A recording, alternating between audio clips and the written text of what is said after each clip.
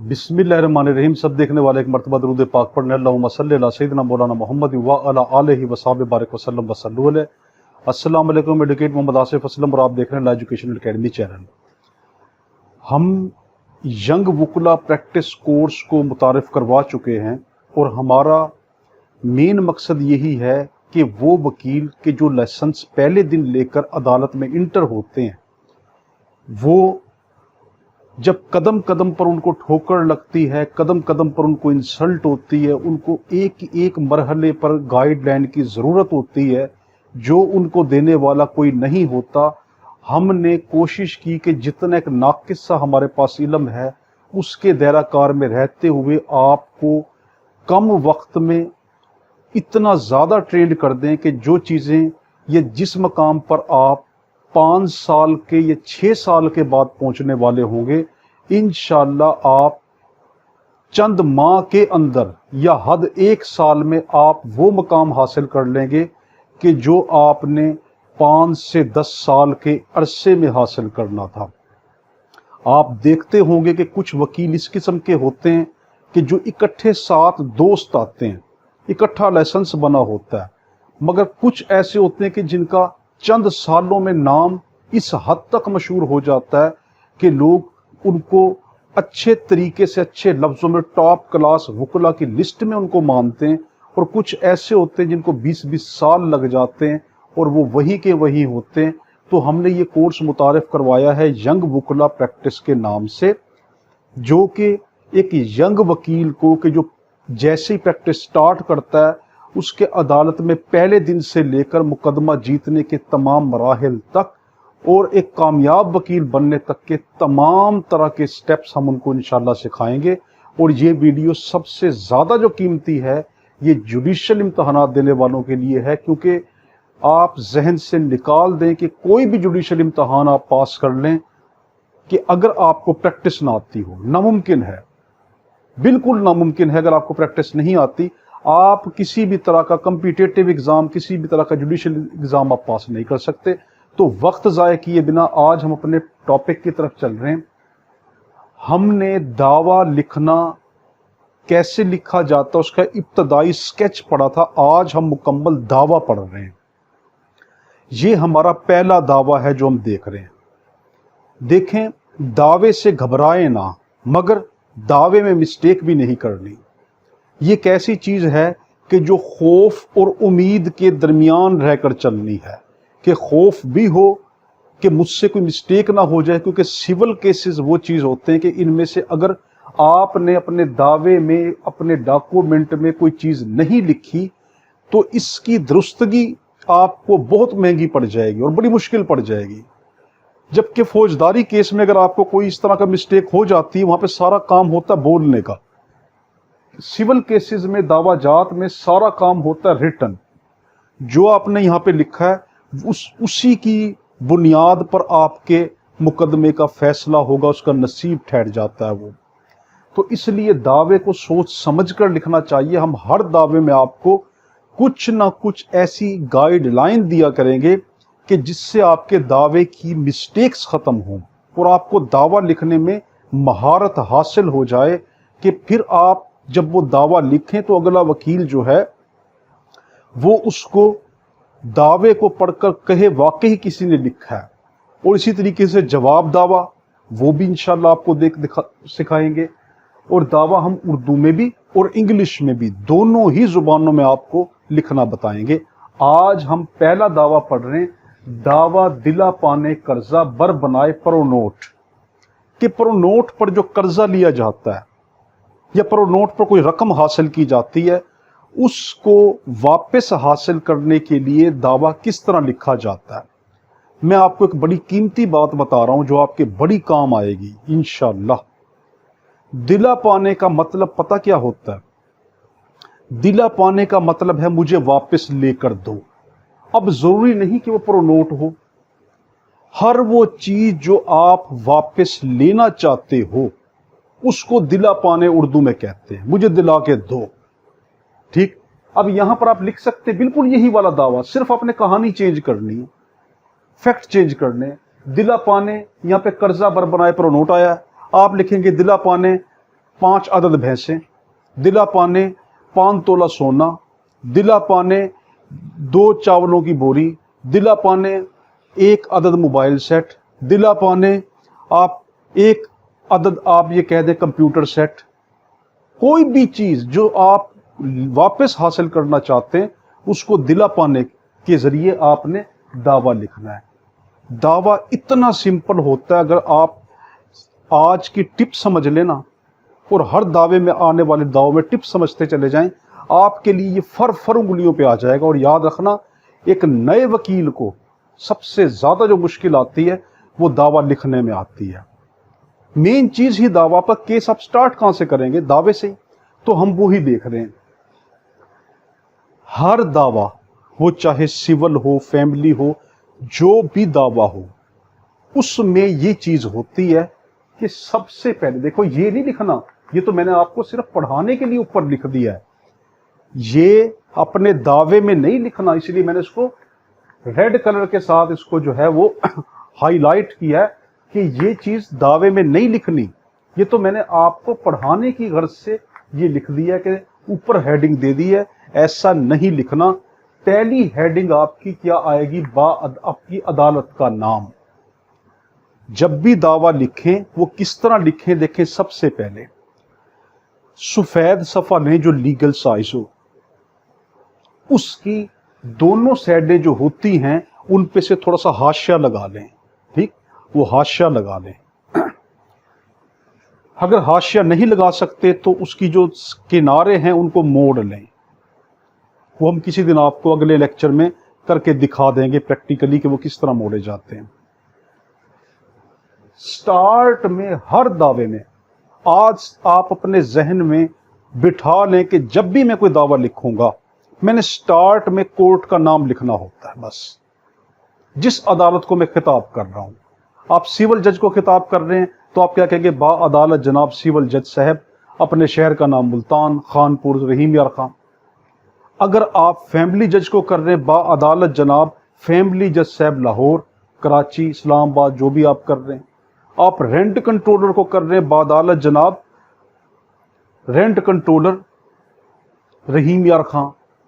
जिस भी जज को बा अदालत जनाब डिस्ट्रिक्ट एंड सेशन जज रहीम यार खान, बा अदालत जनाब एडिशनल सेशन जज साहब लियाकतपुर, बा अदालत जनाब मजिस्ट्रेट साहब खानपुर। जिस भी जज के पास आप मुकदमा दायर कर रहे हैं, वो सिविल हो, क्रिमिनल हो, दावे में सबसे पहले उस अदालत का नाम लिखा जाता है। तो देखो मैंने यहाँ पे क्या लिखा? बा अदालत जनाब डिस्ट्रिक्ट कोर्ट मुल्तान।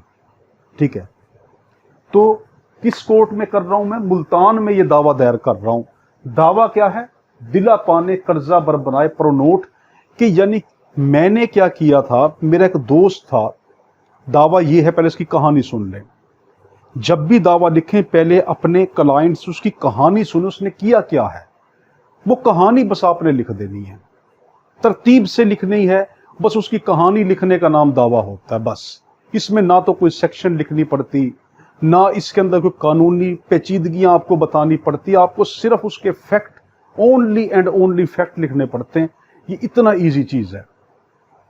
तो देखिए कहानी क्या है कि मेरे पास क्लाइंट आया, उसने कहा कि मेरा एक दोस्त है, उसने क्या करना था कि उसने कोई अपनी मकान खरीदना था और उसने मुझसे कहा कि मुझे 23,60,000 रुपए की जरूरत है। मेरा पहले भी उससे लेन देन चलता था, तो मैंने उसको 23,60,000 रुपए रूबरू गवाहान दे दिया और उसने मुझे एक जमानत के तौर पर रसीद पर नोट दे दिया और कहा कि जब गंदम की फसल आएगी ना तो उसकी कटाई पर मैं तुम्हें ये वापस कर दूंगा। जब गंदम की कटाई की फसल आई, मैंने उससे मांगे, उसने मुझे कहा मेरे पास अभी नहीं है, आज कल परसों, इस तरह टालता रहा। हत्ता कि गंदम की फसल को कटाई को 5 माह हो गए। अब 15 दिन पहले जब मैं उसके पास गया तो उसने मुझे कहा कि भाई मेरे पास नहीं है। तो मैंने उससे कहा भाई मैं कहां से लेकर आऊं, मैंने तो खुद अपने कामों पे लगाने। تو उसने मुझे गुस्से में आकर साफ इनकारी हो गया कि मेरे पास नहीं है, तुमने जो कुछ करना तुम कर लो बस। और उस दिन से लेके अब तक साफ इनकारी है। याद रखना, दावा बनता ही तब है जब एक शख्स बिल्कुल इनकार कर रहा हो। हकीकत में यही जो है आपकी काज ऑफ एक्शन होती है। हाँ, ये भी हो सकता है कि वो आपको टाल मटोल कर रहा हो, दावा तो बन जाएगा, मगर असल जो कानून में काज ऑफ एक्शन किसको कहते हैं कि एक शख्स बिल्कुल इनकार होकर खड़ा हो जाता है, तब मजा आता है दावे का। अब देखो, उसने मुझे कहानी बताई, मैंने उससे कहा ठीक है आप आओ, मेरी फीस दो, मैं आपका दावा दायर करता हूं। अब मैं ये दावा कैसे लिख रहा हूं वो लिखना आप मेरे साथ सीखें। मैंने शुरू में क्या लिखना है, अदालत का नाम। मैं मुल्तान में फॉर एग्जांपल प्रैक्टिस करता हूं, तो मैंने क्या लिखा, बा अदालत जनाब डिस्ट्रिक्ट कोर्ट मुल्तान लिखा, क्योंकि ये बोल्ड है, आपके समझाने की जगह कम होती है, इसलिए मैंने क्या किया कि इसको जो ये नाम है ना पार्टियों के, ये बिल्कुल करीब करके लिख दिए। आपने ऐसा नहीं करना, आपने जब अदालत का नाम आए तो जिस जगह पे ये पार्टियों का नाम आया है ना, इतनी जगह छोड़कर यहां से पार्टियों का नाम लिखना शुरू करना है। मैंने तो साथ ही लिख दिया ना, आपने साथ नहीं लिखना, आपने क्या करना, दावे में नीचे ये स्पेस छोड़ देनी है। स्टार्ट में क्या लिखा जाता है, आपके मुद्दई का नाम, आपकी पार्टी का नाम, जो आपके पास पार्टी आई है उसका नाम, जो केस करता है प्लेंटिफ जो होता है उसका नाम पहले पहले दाईं तरफ से उर्दू में लिखा जाता है। मेरा क्लाइंट कौन है, मोहम्मद जाहिद वल्द गुलाम कासिम। तो ये मेरा क्लाइंट है, तो मैंने क्या किया, पैसे इसको लेकर देने हैं, तो मैंने इसका नाम लिखा मोहम्मद जाहिद वल्द गुलाम कासिम, कौम अराई, सकना हुसैन आगाही मुल्तान। अब ये एक क्लाइंट था इसलिए मैंने नंबर नहीं लिखे। फॉर एग्जाम्पल अगर ये 5-6 बंदे इकट्ठे आते और मुझे कहते हैं कि हम 5-6 आपको अपना वकील हायर कर रहे हैं, तो मैं सबका नंबर दे के नाम लिखता, नंबर 1 पे फलां क्लाइंट, नंबर 2 पे फलां क्लाइंट, नंबर 3 पे फलां क्लाइंट, नंबर 4 पे फलां client, so on so fourth, आगे इतना लिखता चला जाता। लिखना क्या पड़ता है, क्लाइंट का भी, मुद्दई का भी यानी प्लेंटिफ का भी, और मुद्दा अलैह यानी डिफेंडेंट का क्या लिखना पड़ता है, बस ये लिखना पड़ता है। नंबर 1 उसका नाम, वल्दियत, कौम, उसकी रिहाइश की जगह, ठीक है, नाम, वल्दियत, कौम, रिहाइश की जगह, बस। तो ये हम लिखते हैं इसमें, मगर साथ आजकल क्या उसका मोबाइल नंबर भी लिखा जाता है, ठीक है। तो आप क्या लिखेंगे, अपना यहां पर मोबाइल नंबर भी आगे लिख देंगे। फॉर एग्जाम्पल मैं अपना ही लिख देता हूं, 0343551309, ठीक है। तो यहां पे क्या लिखेंगे, नीचे मुद्दई, ठीक। ये लिखने के बाद यहां पे क्या लिखेंगे, मुद्दई।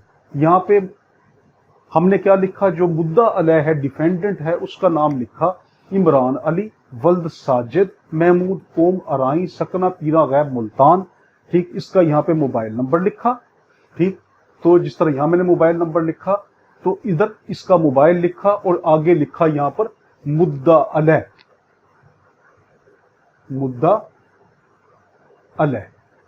तो ये आपने इस तरह लिख देना है। देखें, स्टार्ट में क्या लिखेंगे, अदालत का नाम, फिर स्पेस छोड़ देंगे, फिर स्टार्ट में मुद्दई का नाम लिखेंगे, आप अपने क्लाइंट का नाम लिखेंगे, उसकी वल्दियत लिखेंगे, उसकी कौम लिखेंगे और उसकी रिहाइश लिखेंगे, उसका मोबाइल नंबर लिखेंगे, और साथ क्या लिखेंगे, जब ये लिख देंगे तो यहां पे क्या लिख दूंगा मैं, मुद्दई। तो मैंने यहां पे क्या लिख दिया, मुद्दई, और यहां पे क्या लिख दिया, मुद्दा अलैह, और यहां पे इसका क्या है, मोबाइल नंबर आ गया, यहां पे इसका मोबाइल नंबर आ गया। इन दोनों के नाम के दरमियान क्या लिखा जाता है, बनाम। बनाम का मतलब क्या है کہ یہ والا جو کلائنٹ ہے، جو مدعی ہے، یہ کس کے نام پر دعویٰ دائر کر رہا ہے؟ مدعا علیہ یعنی ڈیفینڈنٹ کے نام پر۔ تو اب دیکھیں، اپنے ذہن کو فریش کریں، دعوے میں کیا ہوتا ہے؟ سفید صفحہ لیں، اس پہ حاشیہ لگا لیں یا اس کو موڑ لیں۔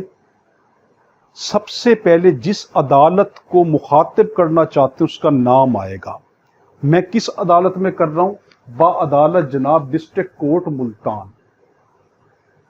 پھر میں کیا لکھوں گا؟ کلائنٹ کا نام، اس کی ولدیت، اس کی قوم، اس کی رہائش، اس کا موبائل نمبر۔ اگر ایک کلائنٹ ہے تو پھر میں نیچے لکھ دوں گا مدعی۔ اگر 5-7 اکٹھے کلائنٹ ہیں تو میں سب کو نمبر دے کے لکھوں گا۔ نمبر 1 پہ میں نے لکھا محمد زاہد ولد غلام قاسم قوم ارائیں سکنہ حسین اگائی ملتان، اس کا موبائل نمبر لکھا۔ پھر نمبر 2 پہ دوسرا کلائنٹ آ گیا، اس کا نام، ولدیت، اس کی قوم، اس کی رہائش، اس کا موبائل نمبر۔ پھر 3 پہ تیسرا کلائنٹ آ گیا، نام، ولدیت، قوم، رہائش، موبائل، اس طرح کرتے ہوئے۔ اگر ایک کلائنٹ میں نے لکھا تو میں نے کیا لکھوں گا؟ اینڈ میں جب میرا کلائنٹ ختم ہو جائے گا تو لکھوں گا مدعی۔ اگر ایک سے زیادہ کلائنٹ ہیں تو مدعیان لکھیں گے۔ ایک کلائنٹ ہے تو مدعی، ایک سے زیادہ ہوں گے تو مدعیان لکھیں گے۔ پھر لکھیں گے بنام، کس کے نام پر ہم مقدمہ دائر کر رہے ہیں؟ تو میں کس کے خلاف دائر کر رہا ہوں؟ عمران علی ولد ساجد محمود قوم ارائیں سکنہ پیرا غیب ملتان، اس کا موبائل نمبر لکھا اور آگے کیا لکھ دیا؟ مدعا علیہ یعنی ڈیفینڈنٹ۔ اب آپ مجھے بتائیں، اگر میرے پاس 2 ڈیفینڈنٹ ہوتے یا 3 ڈیفینڈنٹ ہے، 3 بندوں کے خلاف میں کیس دائر کر رہا ہوں، تو میں کیا لکھوں گا؟ بالکل اسی طریقے سے نمبر 1 پہ پھر یہاں پہ نمبر دوں گا۔ عمران کو 1 نمبر دے دیا، دوسرے والے کو دوسرا نمبر دے دیا، تیسرے والے کو تیسرا، چوتھے والے کو چوتھا نمبر۔ مگر ہر ایک کا مجھے کیا لکھنا ہے، چاہے وہ پلینٹف ہو یا ڈیفینڈنٹ ہو، مدعی ہو یا مدعا علیہ ہو، کیا لکھنا؟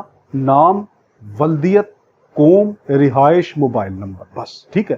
اب یہاں تک ہمارا ہو گیا، مگر میں نے کیا کہا تھا کہ یہ سپیس دے کے لکھیں گے۔ اب اگلے پوائنٹ پہ آتے ہیں، ہمارا دعویٰ کس چیز کا؟ اس کا ٹائٹل دینا پڑتا ہے۔ ہمارا جو دعویٰ ہے اس کا ٹائٹل آپ کو دینا پڑتا ہے کہ کس نام سے وہ دعویٰ ہے، تاکہ جج صاحب جیسے اس دعوے کو دیکھیں پتہ چلے یہ دعویٰ کس چیز کا دعویٰ میرے پاس لے کر آیا۔ اور ہمیں بھی آسانی ہوتی ہے کہ جب ہم اچانک ایک عدالت سے کیس نکل کر دوسری عدالت میں بھاگے جاتے ہیں، اچانک جو ہے پکار پڑ جاتی ہے، جج صاحب کہتے ہیں آ کے فوری آئیں، تو ہمارا جو دعویٰ ہوتا ہے، کیونکہ اتنے سارے دعوے ہوتے ہیں، میں نہیں پتا ہم کس دعوے میں پیش ہو رہے ہیں اور کم نے کرنا کیا ہے، تو کیا کرتے ہیں کئی مرتبہ کہ اچانک کے اس دعوے کو کھولا اور اس کا دیکھا کس ٹائٹل پہ، اچھا یہ فلاں ہے نا، تو دیکھو یہ ٹائٹل کیا ہے؟ دعویٰ دلا پانے قرضہ مابلغ 23,60,000 بر بنائے پر نوٹ، یہ لکھ کر نیچے لکیر ضرور لگا دیں، یہ آپ کا ہیڈ نوٹ بن جاتا ہے۔ لکیر ضرور لگائیں، یہ ہیڈ نوٹ بن جاتا ہے۔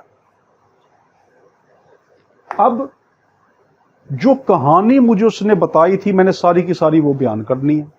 مثلا میں کیا لکھوں گا؟ جناب اعلیٰ، یہ لکھ کر، اور جو سائل بذریعہ کونسل حسب ذیل عارض ہے یہ میں نیچے لکھوں گا، ٹھیک ہے۔ جناب اعلیٰ یہاں پر لکھ کر تھوڑی سی سپیس دے کر نچلی لائن پر، دیکھو یہاں پہ نہیں میں لکھوں گا، کیوں میں نے یہاں پہ کیوں لکھا؟ میرے پاس جگہ کم ہے، تو آپ نے کیا کرنا ہے؟ جناب والا یہاں پر لکھ کر یہ جو پہلی لائن ہے نا، یہ آپ نے یہاں سے لکھنی ہے کہ سائل بذریعہ کونسل حسب ذیل عارض ہے۔ کونسل کس کو کہتے ہیں؟ وکیل کو کہتے ہیں۔ کہ سائل کیا ہے؟ آپ کا کلائنٹ، بذریعہ کونسل اپنے وکیل کے ذریعے، حسب ذیل عارض ہے، درج ذیل باتیں کہنا چاہتا ہے۔ کیا سٹارٹ سے کہانی بتائیں، دیکھیں جو بات پہلے ہوئی وہ بات پہلے کہیں، جو بعد میں ہوئی وہ بعد میں، اس کے بعد جو ہوئی اس کے بعد، اس کے بعد جو ہوئی اس کے بعد، آپ نے ترتیب سے باتیں کہنی ہیں۔ یہ نہ ہو کہ جو اینڈ والی بات ہے وہ شروع میں لے جائیں، درمیان والی بات ہے وہ آخر میں لے جائیں، یہ چیز نہیں ہونی چاہیے، ورنہ آپ کا دعویٰ سمجھیں کہ کوئی ویلیو نہیں رکھتا، وہ انتہائی ناقص ترین دعویٰ ہے، اور انتہائی ناقص ترین وہ آپ کی طرف ایک توجہ مرکوز کروائے گا اور آپ کو بدنامی کی ٹاپ پوزیشن پر لے جائے گا، کہ یہ اتنا نکما ترین وکیل ہے کہ اس کو یہ بھی نہیں لکھنا آتا کہ دعوے کی ترتیب کیا ہوتی ہے۔ تو دیکھو میں آپ کو کیا کہہ رہا ہوں، جو چیز پہلے ہوئی وہ پہلے۔ مثال کے طور پر بیوی اور شوہر کا پہلے نکاح ہوتا ہے، پھر ہی جا کے ان کا گھر بستا ہے، پھر ہی ان کی اولاد ہوگی، پھر ہی آگے مسائل چلیں گے۔ اب میں نکاح کا ذکر کروں نا، نکاح کی تاریخ بتاؤں نا اور ڈائریکٹ کہہ دوں ہمارا بچہ جو ہے وہ 10ویں کلاس میں پڑھتا تھا اور دوسری جو بچی ہے وہ BA کر رہی ہے اور تیسری جو بچی ہے وہ میٹرک میں ہے، ہمارے درمیان جھگڑا ہوتا ہے، اب یہ دعویٰ ہے؟ نہیں نا، بلکہ کہ ایک مذاق ہے۔ بلکہ کیا کہنا ہے، پہلے ہمارا فلاں ڈیٹ کو میرا فلاں میرے شوہر سے نکاح ہوتا ہے، اس نکاح کی کاپی جو دعویٰ حاضہ کے ساتھ لف ہے، اٹیچ ہے، ٹھیک۔ اس کے بعد پھر کیا ہوا، اب رخصتی ہوگی نا، تو پھر رخصتی کی بات کریں کہ پھر جو مدعیہ ہے وہ اپنے گھر سے رخصت ہو کر مدعا علیہ کے گھر میں آئی اور ہنسی خوشی زندگی بسر کرنے لگی۔ سٹارٹ میں تو دونوں آپس کے اندر پیار محبت سے رہیں گے، تو پھر پہلے یہ والی بات بتائی کہ شروع میں جو مدعا علیہ ہے اس کا رویہ مدعیہ سے بہت پیار اور قربت کا رہا، پھر اس کے رویے میں چینج آئی، جو ہم نے پچھلا دعویٰ میں بتایا تھا۔ یہ میں کیوں بتا رہا ہوں تاکہ سیکوینس آ جائے۔ تو دیکھیں، شروع میں کیا، عدالت کا نام، پھر آپ کے کلائنٹ کا نام، ولدیت، قوم، اس کی رہائش، اس کا موبائل نمبر، نیچے لکھا مدعی جس کے نام پہ کر رہے ہیں بنام عمران علی، ولد ساجد محمود، قوم ارائیں، پیرا غیب ملتان، ٹھیک، اور پھر اس کا موبائل مدعا علیہ۔ دعویٰ کیا کر رہے ہیں ہم، دلا پانے قرضہ مبلغ 23 لاکھ روپے، 23,60,000 بر بنائے پرو نوٹ۔ یاد رکھنا جتنی اماؤنٹ ہے پوری کی پوری لکھنی ہے، یہ نہیں کہ دلا پانے قرضہ مبلغ لاکھوں روپے۔ ایگزیکٹ اس کا آپ ایگزیکٹ نمبر لکھیں کتنے روپے ہیں۔ اگر آپ نے یہ لکھا مبلغ 23 لاکھ روپے اور 60,000 نہیں لکھا تو اب یہ 60,000 آپ کا دعوے کا حصہ نہیں ہے، صرف 23 لاکھ آپ کا حصہ بن گئے۔ جو آپ چھوڑتے جا رہے ہیں، سکپ کرتے جا رہے ہیں، عدالت اس کو ایڈمٹ کرتی جا رہی کہ وہ آپ کے دعوے کا حصہ نہیں ہے۔ اس لیے جو چیز آپ جان بوجھ کر یا مسٹیک میں چھوڑ جائیں گے، جلد بازی میں چھوڑ جائیں گے، اس کے بارے میں آپ عدالت سے کلیم نہیں کر سکتے۔ ہاں، پھر اس کے لیے آپ کو بہت سی وجوہات بتانی پڑے گی، عدالت کو جو ہے وہ راضی کرنا پڑے گا کہ میں نے ایسا کیوں کیا، کیوں مسٹیک ہوئی۔ وہ پھر اتنا لمبا پروسیس ہے کہ آپ پھر خود کہیں گے، پناہ مانگیں گے کہ اس سے بہتر ہے کہ جب میں دعویٰ لکھ رہا تھا تھوڑا سا ہوش کر کے اور تھوڑا سا تسلی میں لکھ لیتا۔ تو کبھی بھی دعویٰ جلد بازی میں نہیں لکھنا چاہیے۔ دعویٰ اتنی غلط چیز ہے اور اتنی سمجھیں کہ یہ ایک ایسی امپورٹنٹ چیز ہے کہ اگر اس میں تھوڑی سی بھی مسٹیک ہوتی ہے تو آپ کا پورا جیتا ہوا کیس ہار میں تبدیل ہو جاتا ہے، ناکامی میں تبدیل ہو جاتا ہے۔ تو یہ میں نے لکھا اور اس کے نیچے ہیڈنگ لگا دی۔ اب جو اس نے مجھے کہانی بتائی تھی میں وہ کیا لکھ رہا ہوں، جناب والا، یہ والی لائن یہاں پہ لکھوں گا۔ لکھ کر پھر یہاں پہ میں کیا لکھا، سائل بذریعہ کونسل حسب ذیل عارضہ لکھا۔ پہلی بات یہ کہ سائل مدعی کی، سائل یعنی مدعی، ٹھیک ہے، سائل اور مدعی آپ اس میں یہ سلیش بھی ڈال سکتے ہیں۔ سائل مدعی کی مدعا علیہ سے گہری قربت و رفاقت تھی، کہ یعنی جو میرا کلائنٹ ہے، جو سائل ہے، جو دعویٰ کر رہا ہے، اس کی مدعا علیہ یعنی ڈیفینڈنٹ سے گہری قربت اور رفاقت تھی، اچھی ان کی دوستی تھی، اور دیرینہ مراسم کی بنیاد پر رقوم کا لین دین اکثر و بیشتر ہوتا رہتا تھا۔ یہ بات آپ نے پہلے بتانی ہے۔ کیوں؟ آپ نے پہلے یہ چیز ثابت کرنی ہے کہ یہ میرے لیے اجنبی نہیں تھا۔ اتنی بڑی رقم، ورنہ اس کا مخالف وکیل کہے گا میرے بھائی ہمیں تو کوئی چلتے پھرتے اتنی بڑی رقم نہیں دیتا، اس نے آپ کو اچانک کیوں دی؟ آپ پہلا ہی پوائنٹ کیا لے کر آئیں کہ اس نے مجھے اس لیے رقم یہ دی کہ میرے اس سے دیرینہ تعلقات تھے اور پہلے بھی لین دین ہوتا رہا ہے، ٹھیک۔ اگر نہیں بھی ہوتا رہا نا تو پھر بھی اپنے کیس کو مضبوط کرنے کے لیے چند باتیں ایسی لکھنی پڑ جاتی ہیں کہ مگر وہ ہوں جو نا حقیقی نہ ہو، نا حقیقی نہ ہو، کسی کے حق تلفی کی نہ ہو۔ تو کیا آپ نے کیا لکھا کہ میری اس سے دوستی تھی اور اس دیرینہ مراسم یعنی اس پرانے جو تعلقات ہیں ان کی بنیاد پر رقوم کا لین دین اکثر و بیشتر ہوتا رہتا تھا کہ وہ کبھی مجھ سے پیسے لیتا، کبھی میں اس سے پیسے لیتا، یہ لین دین چلتا رہا تھا۔ یہ آپ نے پوائنٹ جب کر دیا تو آپ نے ثابت کر دیا کہ یہ میرے لیے انجان نہیں ہے۔ نمبر 2، یہ کہ مدعا علیہ نے بسلسلہ خرید مکان مدعی سے بذریعہ پرو نوٹ و رسید ضرب مبدل محررہ یعنی 1/4/2006 مبلغ 23,60,000 قرضہ لیا۔ یعنی یہاں پہ کیا کہنا چاہتا ہے، وجہ بتانا چاہتا ہے کہ مدعی نے مجھ سے کیوں پیسے لیے۔ یہ آپ کو بتانا پڑے گا۔ اگر آپ کہیں گے مجھ سے بس پیسے لے لیے تو مخالف وکیل کہے گا کیوں لے لیے بھائی، چلتے پھرتے کیوں لے لیا، وجہ بتائیں، فیکٹ بتائیں۔ تو آپ نے وجہ کیا بتائی، اس نے مکان خریدنا تھا اور اس لیے اس نے مجھ سے ادھار رقم جس ڈیٹ کو لی وہ ڈیٹ مینشن کرے، کون سی ڈیٹ کو لی۔ یہ یاد رکھنا، آپ کو ڈیٹ مینشن کرنی پڑتی ہے کہ کس ڈیٹ کو اس نے وہ رقم لی ہے۔ اگر آپ نے یہ نہیں لکھا کہ کب لی تو مخالف وکیل اسی ٹائم آپ کو یہ پوائنٹ مارے گا کہ جج صاحب اس شخص نے تو بتایا ہی نہیں کہ کب لی۔ تو جب اس کو یہ بھی نہیں پتا کہ کب لی، اس نے اس کا ذکر تک نہیں کیا، کوئی گواہ نہیں لکھا کن گواہوں کے سامنے لی، اس کا کوئی ثبوت نہیں لکھا، اس کی کوئی رسید نہیں دی، کوئی پرو نوٹ نہیں دیا، کوئی تحریر نہیں دی، تو یہ دعویٰ اسٹیبلش ہی نہیں ہوتا۔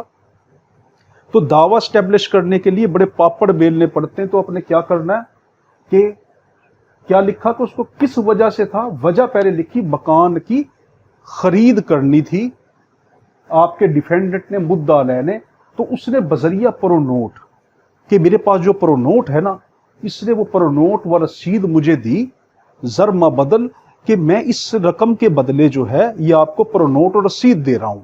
کون سی ڈیٹ کو دی، فلاں ڈیٹ کو، اور کتنے پیسے لیے، مبلغ 23,60,000 قرضہ لیا۔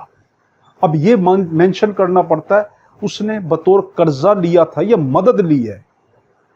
کبھی آپ یہ کہہ دیں کہ اس نے بس ویسے مجھ سے لے لیا، آپ واضح کریں اس نے قرضہ لیا تھا، اس نے رہن کے طور پہ لیا تھا، اس نے کوئی گروی لیا، کوئی چیز رکھ کر لی تھی، یہ آپ بتائیں، یا قرضہ حسنہ لیا تھا کہ ٹھیک ہے یہ آپ مجھے دے دیں، میرے پاس ہوگے تو دے دوں گا ورنہ نہیں۔ تو آپ نے واضح کہا قرضہ لیا تھا، جب قرض ہے تو اس پہ ادا کرنا ضروری ہو گیا۔ اور وعدہ کیا تھا کہ گندم کی فصل کی کٹائی کے موقع پر کل زر رقم بحوالہ مدعی کرے گا، اور وعدہ کیا تھا وہ وقت بھی بتائیں کہ کس وقت اس نے مجھے واپس کرنی تھی، تاکہ اس سے کیا ہوگا، آپ کے پرو نوٹ کی ڈیٹ کا پتہ چلے گا۔ مثلا پرو نوٹ کی جو ڈیٹ ہے وہ 3 سال ہوتی ہے۔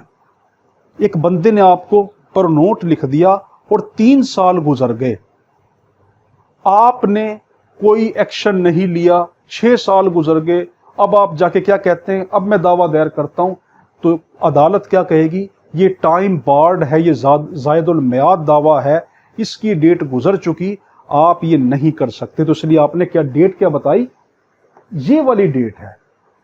اور پھر یہاں پہ کیا بتا دیا کہ 5 ماہ گزر چکے ہیں، یعنی ابھی 5 ماہ گزرے ہیں اس کی جو اس نے وعدہ کیا تھا اس ڈیٹ پہ، تو ابھی دیکھو 3 سال نہیں ہوئے تو آپ کا دعویٰ بنتا ہے۔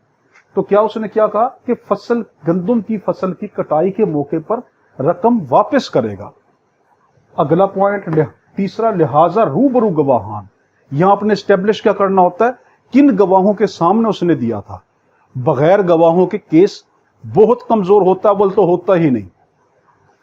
تو کیا لکھا، لہذا روبرو گواہان ملک ساجد علی ولد عابد حسین، دوسرا کیا ہے شاہد علی ولد عابد حسین، یعنی دونوں بھائی ہیں یہ، اقوام ارائیں ساکنان، اگر الگ ایک ہوتا تو سکنا، ٹھیک ہے، یہ ساکن کہتے، اب یہ دونوں ایک ہی جگہ پہ رہتے تو ساکنان دولت گیٹ ملتان، نقد رقم مدعا علیہ کے حوالے کر دی گئی۔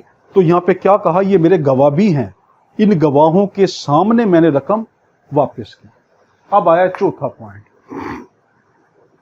ये कि गंदम की फसल की कटाई को 5 माह गुजर चुके हैं।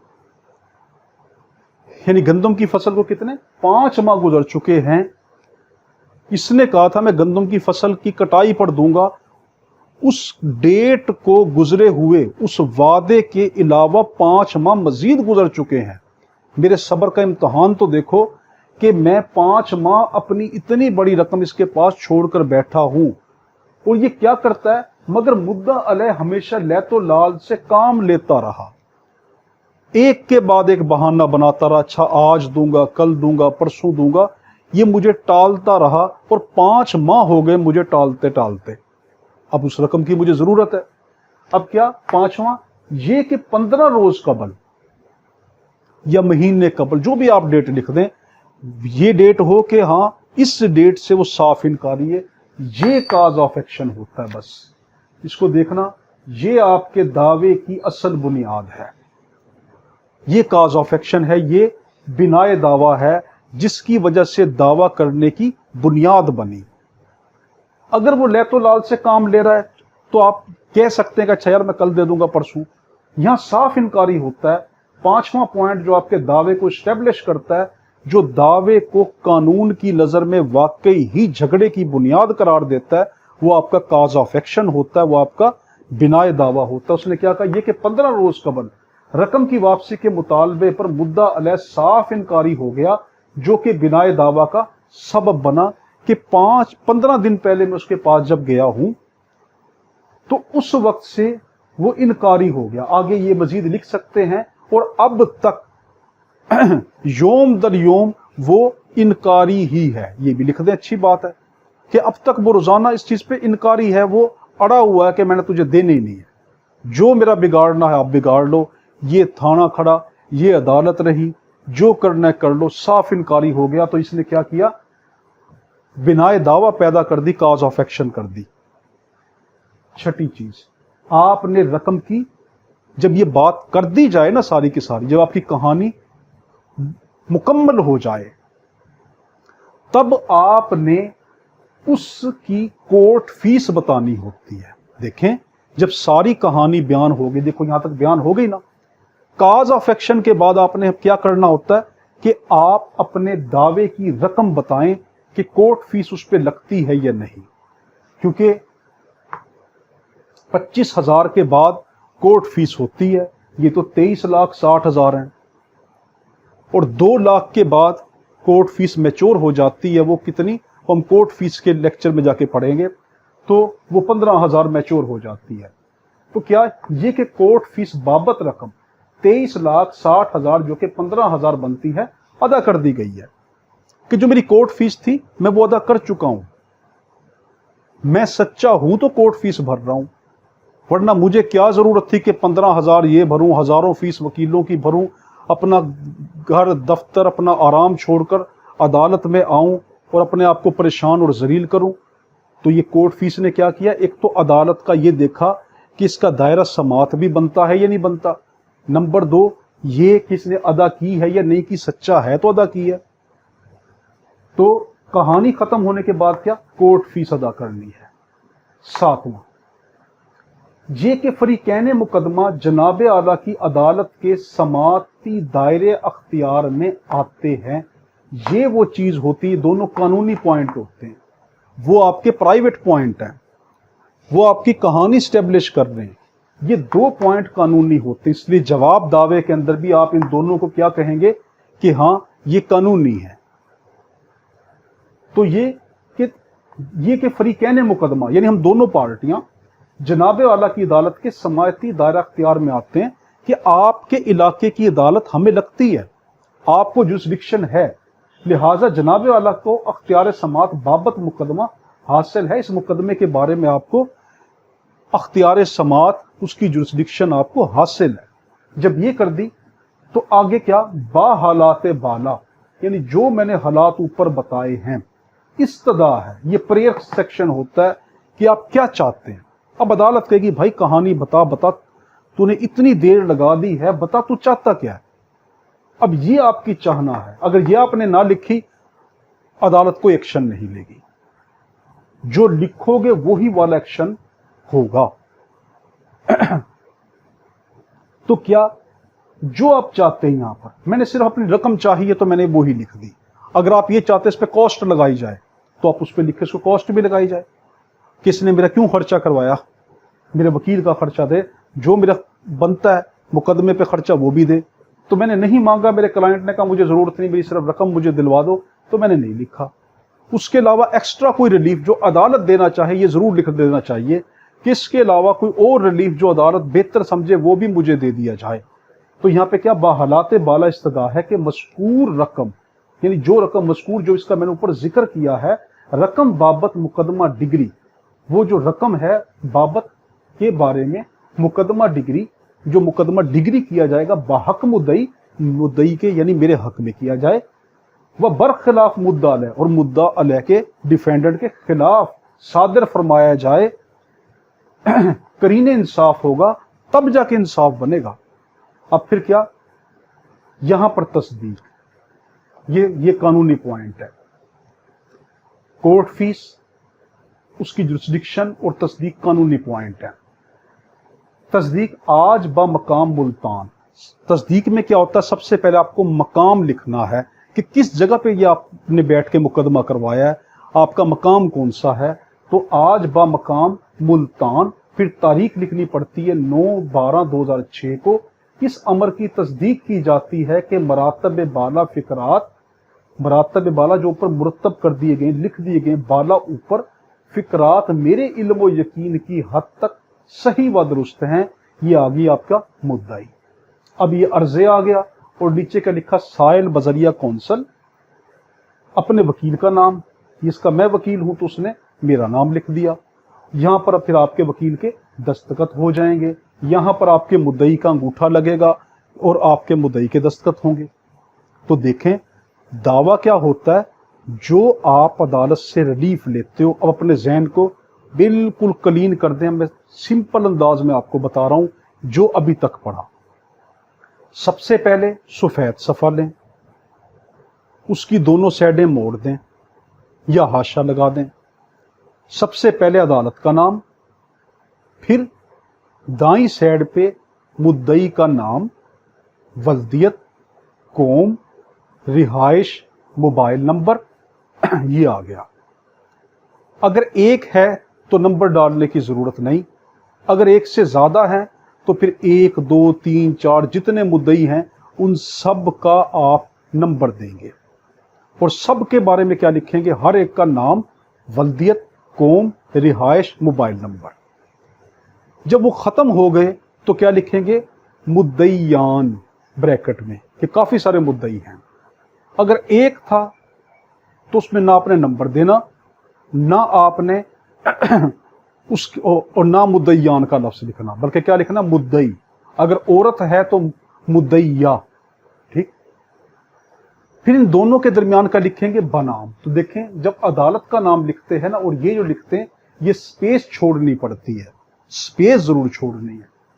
तो यहां पे क्या आएगा, बनाम, जिसके नाम पे कर रहे हैं, आपका जो डिफेंडेंट है मुद्दा अलैह, उसका नाम, उसकी वल्दियत, उसकी कौम, उसकी रिहाइश, उसका मोबाइल नंबर।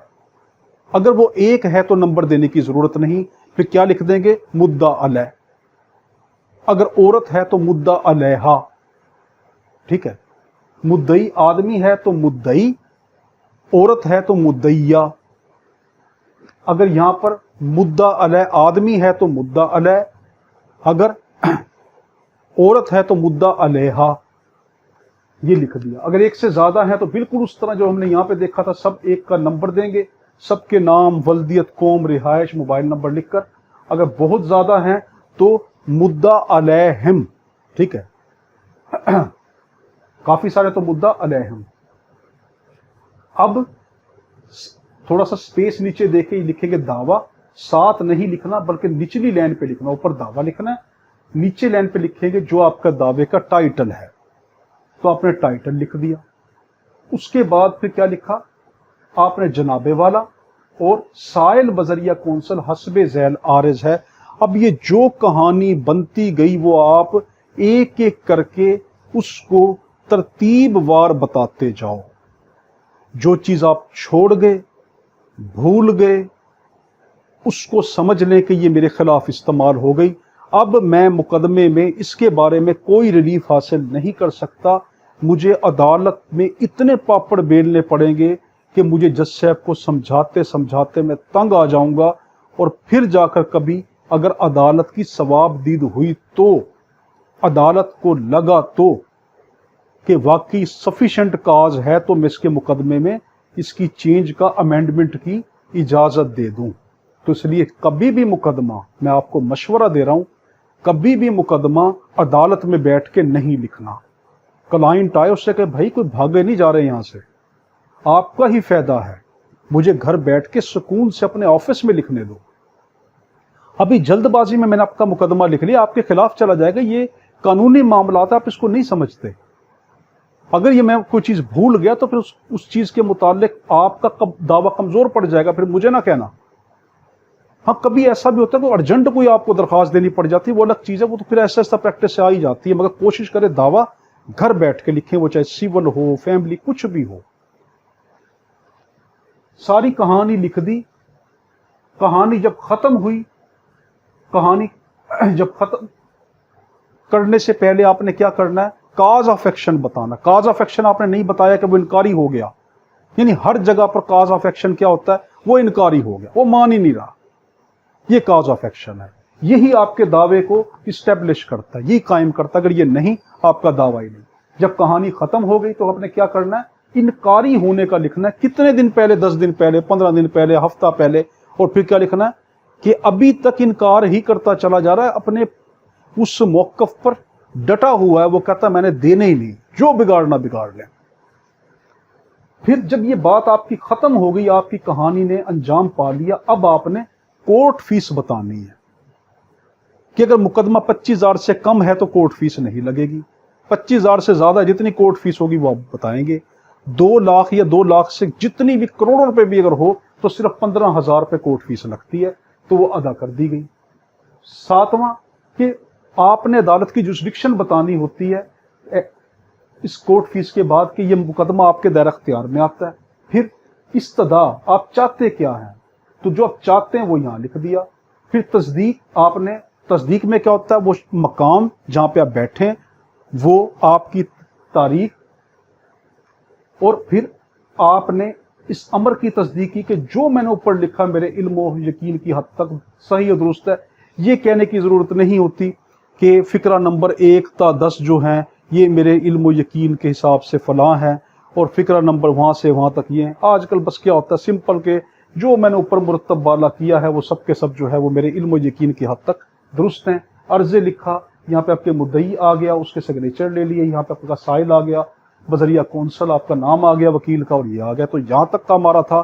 ہمارا ایک میں دعا کرنا، اللہم صلی علی سیدنا مولانا محمد و علی آلہ صاحب بارک وسلم وصلوا علیہ۔ اللہ حافظ۔